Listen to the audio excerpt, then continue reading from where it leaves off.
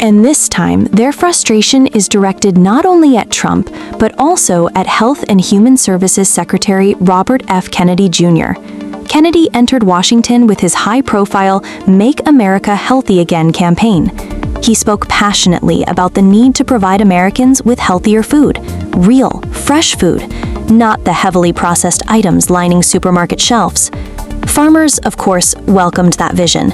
After all, they are the ones who produce the fruits, vegetables, and grains that make healthy eating possible.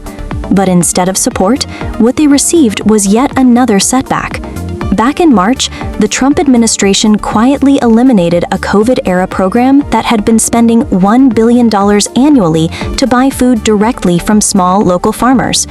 This was not money for massive factory farms or corporate agricultural giants.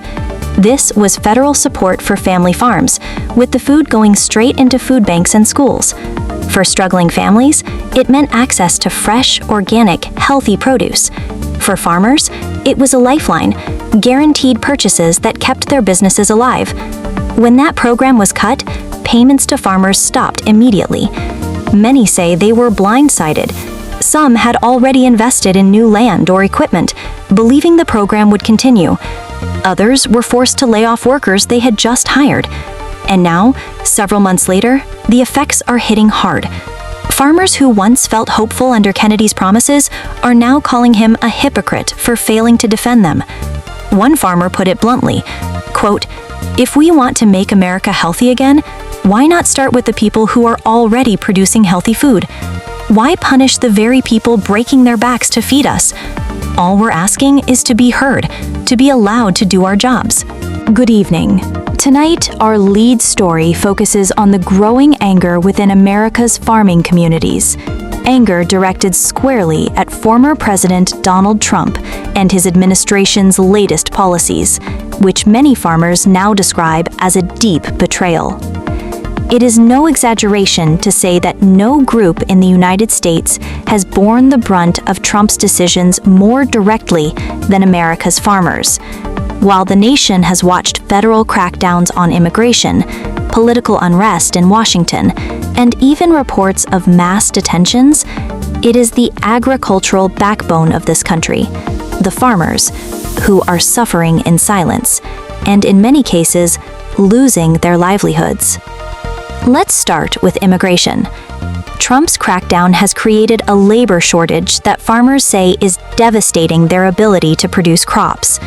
For generations, much of America's farm labor force has relied on immigrant workers, often performing some of the toughest and most physically demanding jobs in the nation. But today, many of those workers are simply too afraid to show up, living under the constant threat of deportation. Others have already been deported.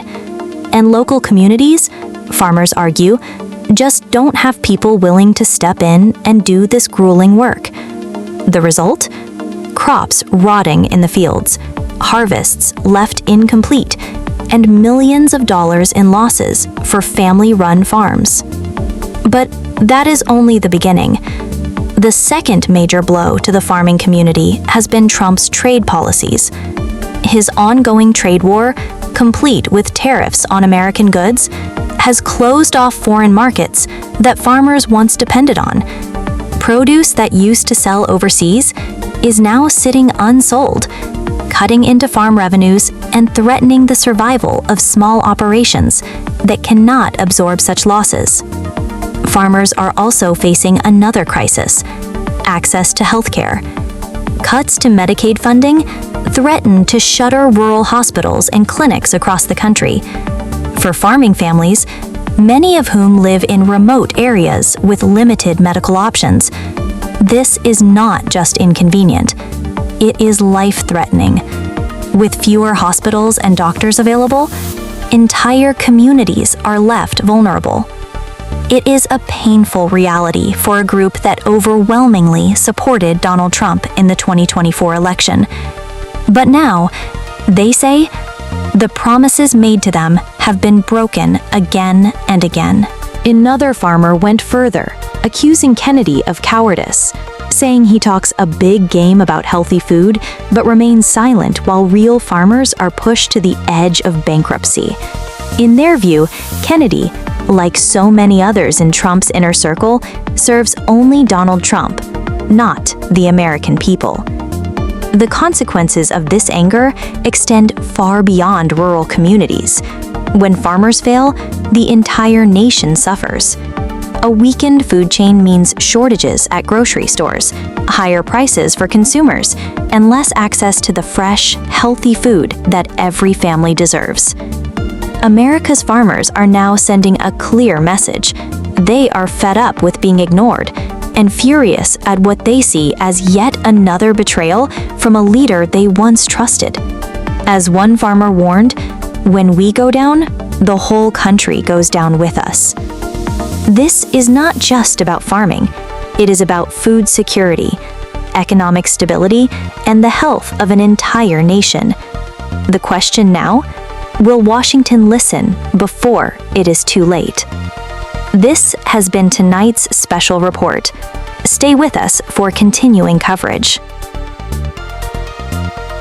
Please do like and subscribe and stay with us for more updates. Thanks for watching.